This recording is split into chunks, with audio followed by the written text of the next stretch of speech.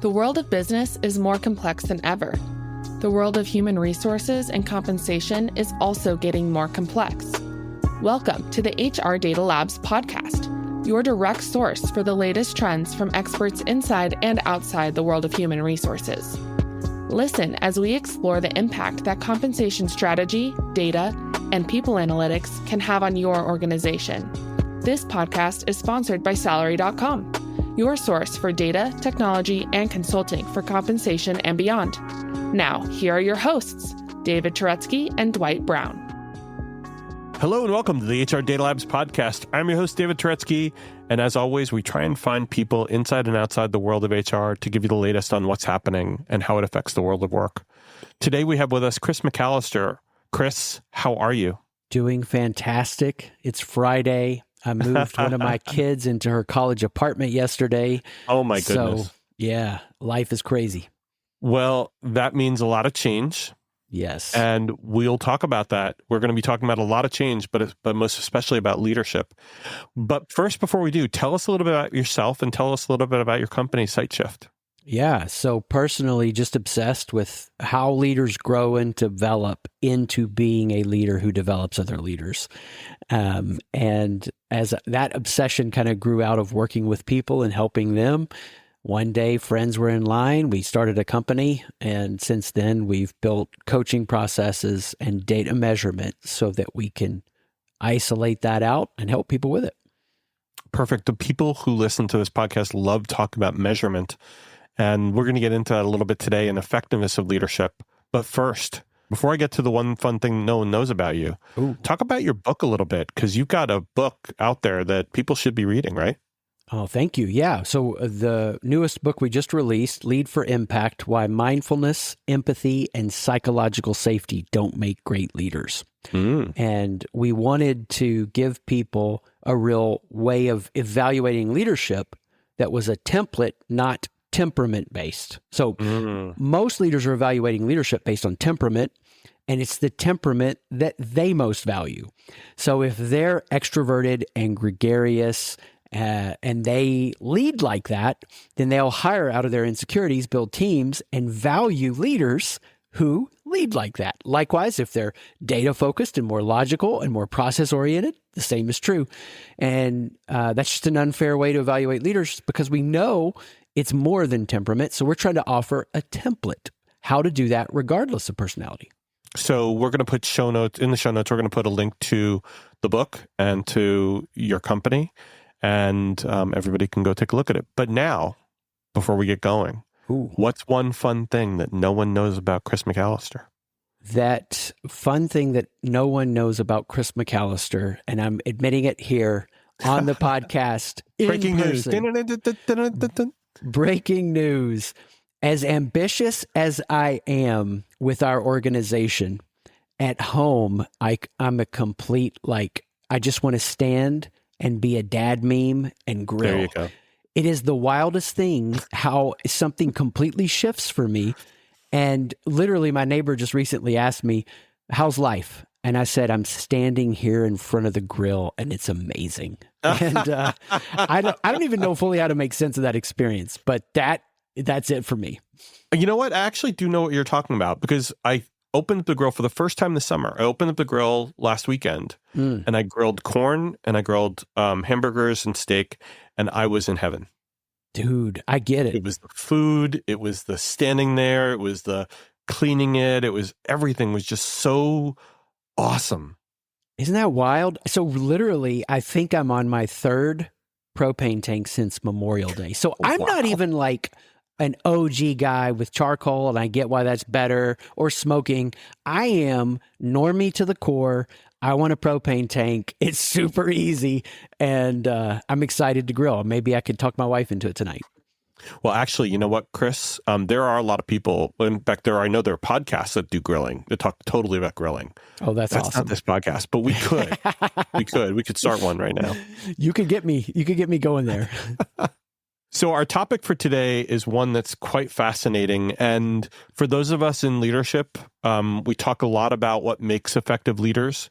And we talk a lot about how to grow effective leaders, how to foment leadership. We're going to be talking today about Are you leading for impact or validation? And we're going to talk about the motive of leadership.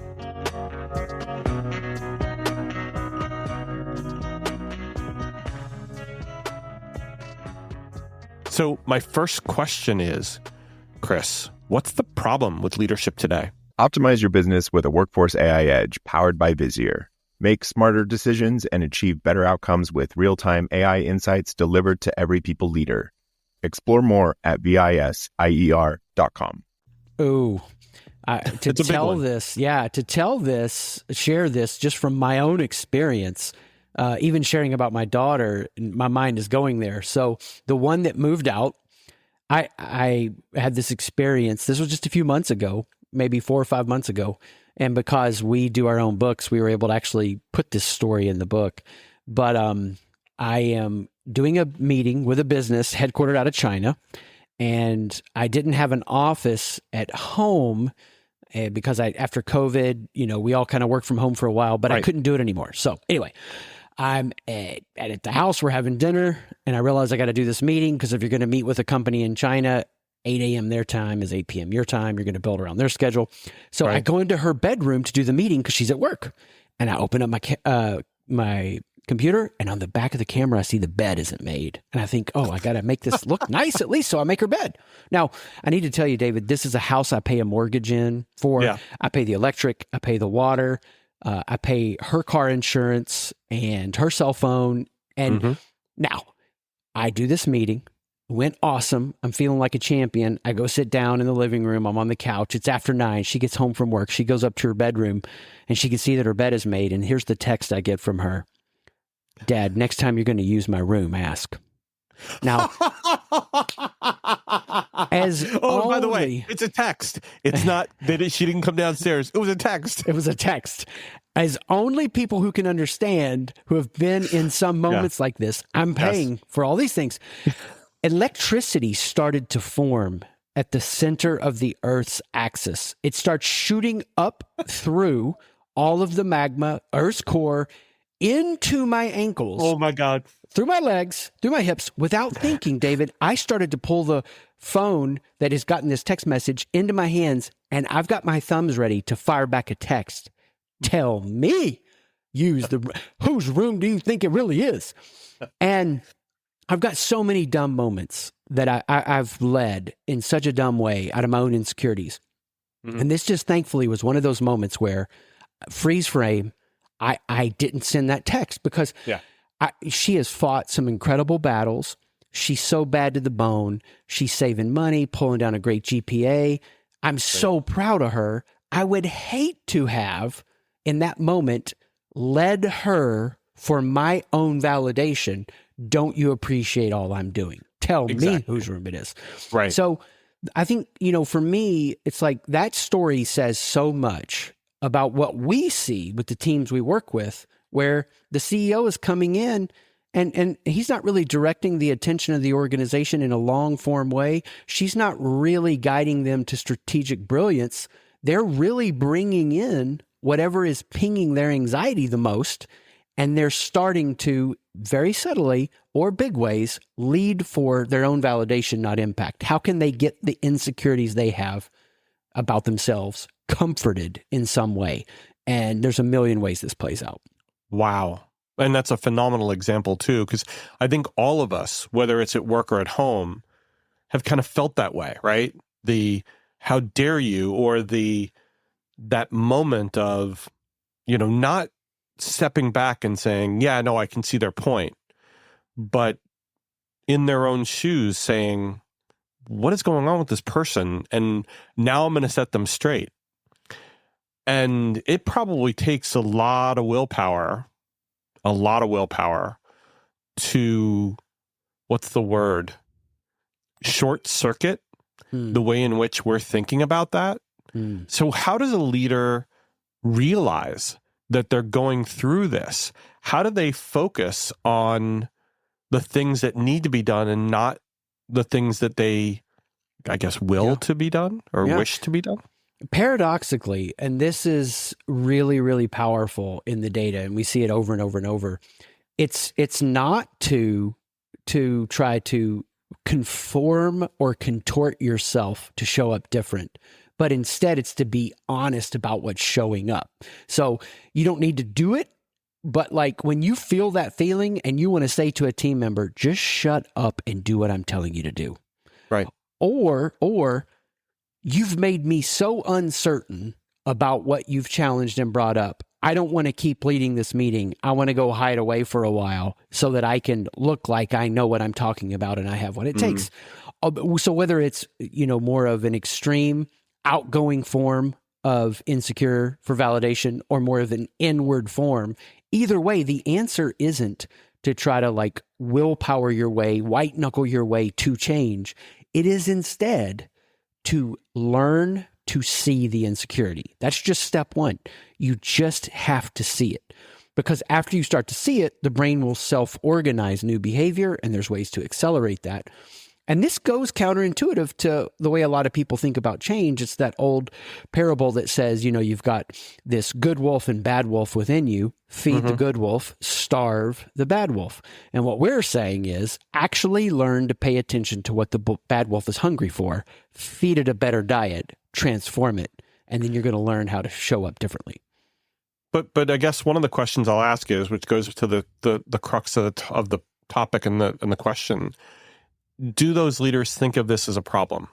I love that. And by the way, I love all the questions because the more the brain is kind of even protesting or disagreeing or working it out, that's how the mind is making sense of things. So we are not ideologically sensitive or allergic to those challenges.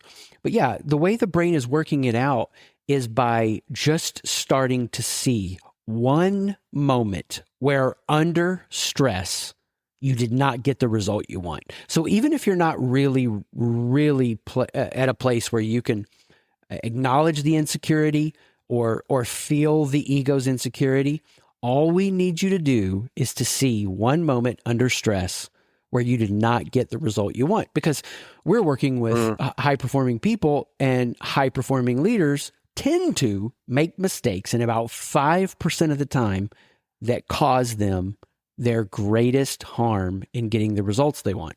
Now, we want to talk about the whole person and what it means to see them for who they are and feelings and all that good stuff, but it has to anchor itself in results. So that 5% doesn't overcome the 95% of good that they've done. Perfectly stated. That like we're trying to shine a light on that. Like just let's start the conversation here because that 95% is going to get washed out by that 5%, and we hear it all the time. Like what you hear so far? Make sure you never miss a show by clicking subscribe. This podcast is made possible by Salary.com. Now, back to the show. So let's now switch gears a little bit and talk about, okay, so now we understand the problem of leaders being able to kind of challenge how they act and react. How does this manifest inside companies today? What does that leader have to do to either overcome it, or, what is the effect of that on the populace, on the company? Yeah, the first thing is just recognizing how this shows up in the organization. And it's so powerful when you start to grasp this, because you've got leaders that are saying, okay, well, the result is I'm not getting heard. Okay, tell me what's not getting heard. And they're so quickly worried about the case they're stating not being appreciated. Well, already we know, okay, that person is so concerned, cliche but true, about being understood, they don't get understanding. So I asked the CEO, how'd the meeting go? And she goes, it was great. I made all my points. Well, there was what was said and what was heard and what was meant. Right. And those are three different things. So communication is one way. Change is another. How are we changing too much, too fast? Someone who values innovation comes in with a new idea every month, or we're resistant to change, right? On both polarities of that. They're changing too much. They're not getting into execution and excellence, or they're not changing enough. So we see it in communication, we see it in change, and then we see it in connection. People feel reduced down. They don't feel seen, heard, and known. They wish they could have a deeper relationship with their boss, but that's not happening. And we know the saying, people leave the manager more than they leave the company or their job. Right. And if you go back to your earlier point is, if you're measuring this, what are the measurements that we can really kind of look at that will enable us to understand how this manifests? Yeah. So we measure insecurity. We're looking at where the specific insecurity shows up. And we don't compete with other measurement tools. We complement them. So other measurement tools will say, this is how you communicate, and this is how people should communicate with you, right? And they say, we can't predict things. We can just tell you what is.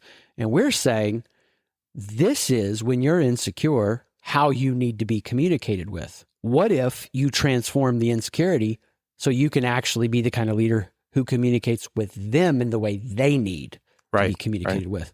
So we measure the insecurity, we measure the behavior, and we call it proving and hiding. So in what ways are they leading for validation to convince and prove, or they're leading for validation to hide and diminish? And that's a number that we can track. And then we look at how are they activated in regards to what's happening in their leadership role currently. Are they very overwhelmed to achieve? Are they ready for a lot of reinvention? Or are they in a place where they're kind of coasting? And we can look at all that and see who's in trouble, who's ready for more. And it's really, really powerful. We have a blast with it because once we show them the data, then we usually start with the leadership team. People laugh and cry. Laugh at the hilarity of how true it is, or there's some tears sometimes because this is making sense of things. And of course, there's usually somebody who's like, yeah. Sometimes you'll have like a CEO be like, well, you've described Sam perfectly. You've described Sue perfectly, but this isn't me. And then the leadership team member's like, snickering. It's like, yeah, exactly. Bill, that is totally you. Yeah. So data. And data is good, but data can be manipulated. And so I guess my next question is, have you validated these models? Do you really get, not just with people, but like, have you done benchmarking where you look at higher performing organizations and say, leaders who have this profile with these scores, they tend to communicate better, or they tend to have trouble with change or something like that?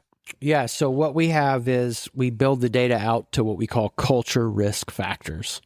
So when their insecurities show up under their stressed, insecure moments, it's going to have blank impact on the culture.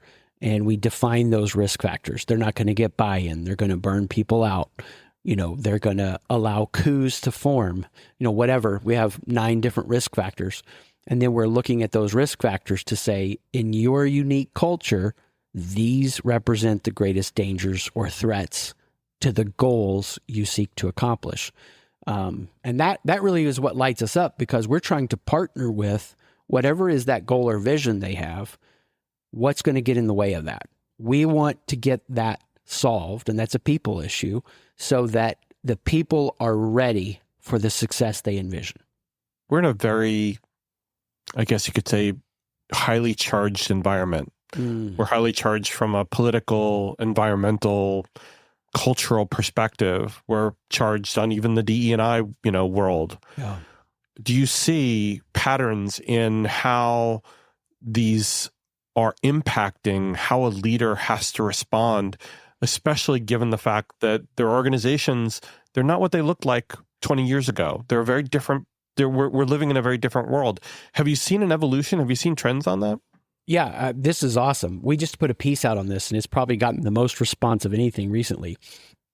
And the piece is just around this idea that if you're leading a large team now, there isn't any of these larger affiliations in society where you can kind of group people in big ways and they know each other and can somewhat get along. Instead, it's this hyper fragmentation. And so the task of leadership is challenging. You now, especially leading a large team, have so many different ideologies and worldviews. Yeah. And the sophisticated, aware leader understands this. Throughout the course of human history, this has always been the case. Different ideologies on the team make a more impactful, explosive team, because it is all of the viewpoints that are different that can focus into better strategy, innovation in products, multiplying out into enterprise value, codifying things more intelligently with great systems, and just getting the work done. So what's powerful is for the leader that's aware, this represents a great moment in time to provide great leadership. The hard part is this: a lot of the structures that we've counted on to support us, the worldview, the institution, whatever, as those are breaking and people are disappointed and let down and there's a loss of trust, a leader really has to be secure in who they are to understand people are working those things out. And if a healthy leader is aware of this, then they keep it from two ditches. Ditch one, where there's too much pontificating and we have to have basically a giant therapy session and everybody's idea has to be validated. Or the other extreme, we think everybody's getting along just because there's silence, when we know that's not the case.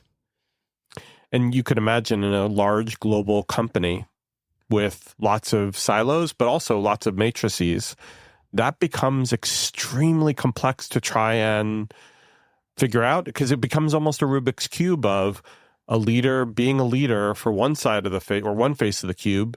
No, they have to be a leader for all the faces, even though they may have subordinates that are dealing with one face at a time. They still have to bring them all together, right?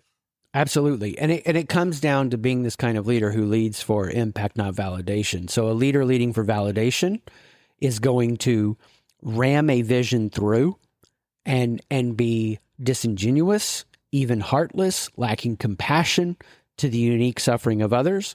On the other extreme, a leader who leads for validation and not impact is going to be too passive and let all the committees of grievance that need to form. And then you have 75 committees formed around some certain grievance, and they develop a victim mindset, and it ends up drawing energy and resources from the overall mission and vision. And so these two ditches are constantly happening in organizations. Well, I've definitely seen the second one, where those ditches that are distracting, the mob mentality of, we have to fix this now, have kind of driven companies back crap crazy because of something that happened that may not have been a big thing, but has grown over time to mushroom to become something gigantic and saps all the energy. A couple of companies I've worked at, we've had small issues that have become gigantic issues. I mean, I think all of us can think of an example in our past where that's happened, and it just distracts from the real needs of the organization. Yeah, well, and what you end up doing is, on one end, you get tons of rules and policies rather than having effective systems, and all these rules and policies limit the health and effectiveness of the organization because you have a million pieces of red tape to get through. And again, that's a culture risk factor. Like, we know the insecurity that a specific leader profile has that will tend to create lots of policies. And what's so powerful to me, and this is not pie in the sky, this is not hype, this is deep joy, work could provide a place for great transformation that makes all of your life better. When we understand what's happening right now culturally is individuals very often are making whatever is the most painful part of their identity the whole of their identity. Right. And so then they're on a crusade to get that part validated. So it's not just the CEO that has to make this shift. It's not just the executive team. It's throughout the organization. I'm here for impact, not my own validation, which surfaces the need to grow up, which is, I think, a current challenge we're seeing with organizations that are hiring large pools of especially younger workers. Right. And follow up to that question. So do you see that differently in the stage of growth of a company or the industry of the company? Great question. It all comes down to the specific profile of the leader and the executive team. Yes, the stage has something to do with it. Is it a growth company? Is this a large enterprise, Fortune 100, whatever? But ultimately, we can measure the leader and the executive team and know, because it starts there, what is the dominating insecurity in that specific organization. Hey, are you listening to this and thinking to yourself, man, I wish I could talk to David about this? Well, you're in luck. We have a special offer for listeners of the HR Data Labs podcast, a free half-hour call with me about any of the topics we cover on the podcast or whatever is on your mind. Go to salary.com/HRDL consulting to schedule your free 30-minute call today. So let's say you're an HR person, you're listening to this and you're saying, okay, Chris, what do I do about this? How can we give them tools to be able to walk away from the podcast and say, I heard Chris, I'm going to go read his book, but what else can I do that will cause impact and help my leaders out to understand that it doesn't need to be about validation? Yeah, I love that. And I'm thinking specifically of your audience here, HR leaders, and they have to know this, and we know this from the HR leaders we interact with, that much of the narrative in the HR world, without awareness, is going to shape them. And I hate to put it in a sports analogy because I'm not even a huge sports guy, but it's simple to do, will shape them to play defense more than offense. In other words, they're going to be naturally with, going to conferences and breakouts, and they're going to be hearing the bad things that can go wrong and trying to build policies that protect from these bad things. And we need that. We just need the foot forward from HR to be more about offense. How do we help people grow and develop? And I don't mean to make this, overly simple, but it does come down to the mindset they're engaging the role with. I'm not here just in this HR leadership role to protect the organization from harm on how bad it can go. I'm also here, and if we can get that to at least 51% or greater, for how good it can get. How can we have an atmosphere that helps people grow and develop all they can? And that gets really exciting.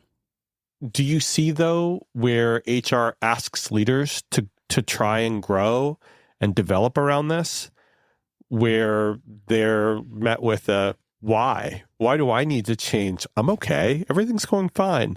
Or do you think we need to effectively build the pipeline of leaders that gets it, where this, forget about this one, the next one will be better? Yeah. Great question. I think more than it's about people that are resistant to growth or not, you always are going to have those. Every team, every organization, we see it every time. But you want to create a groundswell of momentum with the majority who do want to grow. And the challenge isn't actually in who wants to grow or not. It's the effectiveness of the training. Because like Harvard and McKinsey both roughly over 90%, I think they found, of leadership training doesn't stick.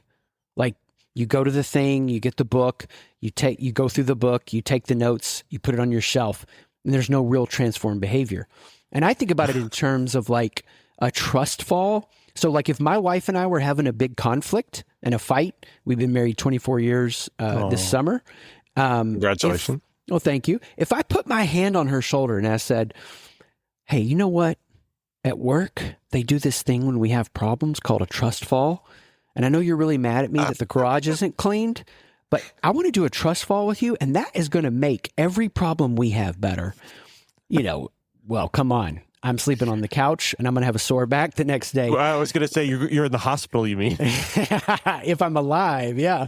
I love it. That's awesome, David. And so the idea for us is, how do you do training that isn't trying to put a tool in people's hands? They don't have the skill to learn nor the mindset to sustain. And Exactly. So what Harvard and McKinsey found is like training isn't doing enough at the mindset level. And it's not about hype, and it's not about trying to convince people of something. The door into this is, where's the insecurity showing up under stress? That's where the greatest mindset work can occur. So instead of going to a training, getting a book, having it sit on the shelf, and through osmosis, that shelf and that head are so close together, it's going to happen. Is this really a psychological issue? Is this and I mean that not to say that they're sick. I'm saying that, do they really need to speak to someone who's more of a psychologist or an organizational psychologist? Shout out to Dr. Dawn Nicholson in the UK, who really understands the ins and outs, and maybe this is some work you do as well, but maybe understands the in and outs of how the world at work could work better, and helps have that leader see that lens and understand where they are versus where they need to be. Love it. Do you think it's a couch issue, or is it really a shelf issue? Yeah. When I was in college, my freshman year, that summer, so I'm 46 now. Sometimes I have to Google my age. I forget. My wife would be proud I remembered it.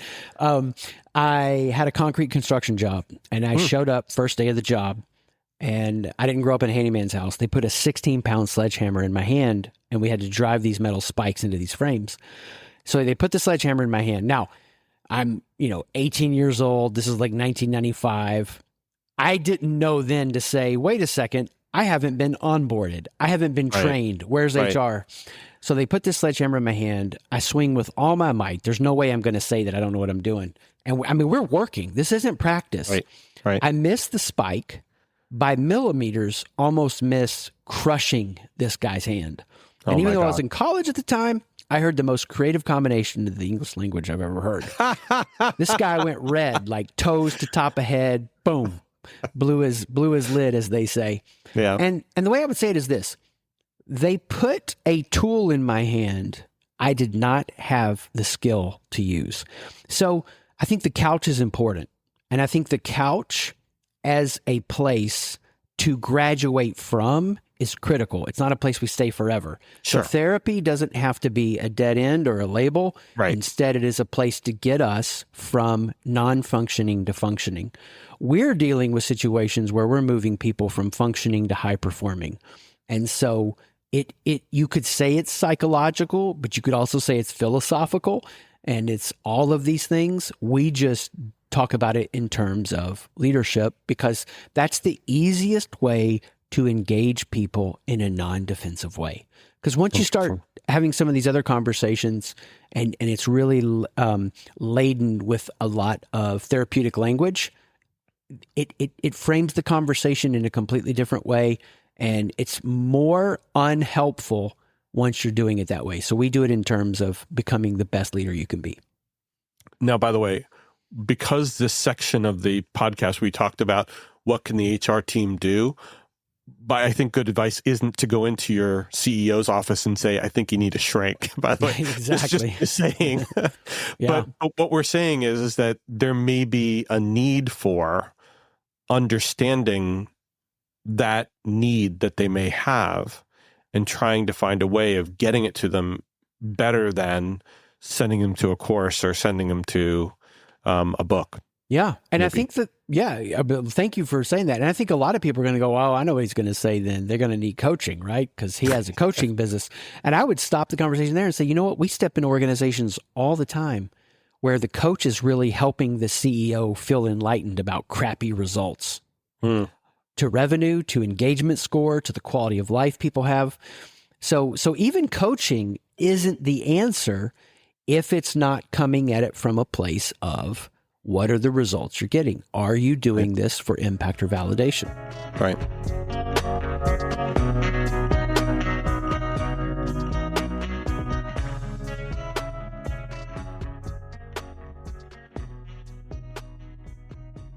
I don't think I could say it any better, and nor I think we can leave it at that, because I don't know a way to add to that. That's brilliant. That's a mic drop moment. Don't do it. No, we don't want to break your mic. Is there anything else though, Chris, that you'd like to end with? Yeah, I think just to encourage people, like right now, if you can just recognize one moment of insecurity, that's a win. Like, when did you avoid having a direct conversation? When did you circle around the context of an issue rather than being direct? When did you power up and try to convince them of something and kind of shut something down that needed to occur? Just notice the moment. Don't beat yourself up, because the ego really isn't the enemy. Once you've framed it that way, then you're in a militaristic way fighting your insecurities. And that's not how you transform it. Instead, the ego is just giving you the clue and the signal to where you can grow and develop next. Beautiful. Thank you so much, Chris. It's been a pleasure to have you. Thanks for the honor to be here. My pleasure. And thank you all for listening. And don't forget, we're going to put all the links to where you can find Chris's book and learn more about his company. Take care and stay safe. That was the HR Data Labs podcast. If you liked the episode, please subscribe. And if you know anyone that might like to hear it, please send it their way. Thank you for joining us this week, and stay tuned for our next episode. Stay safe.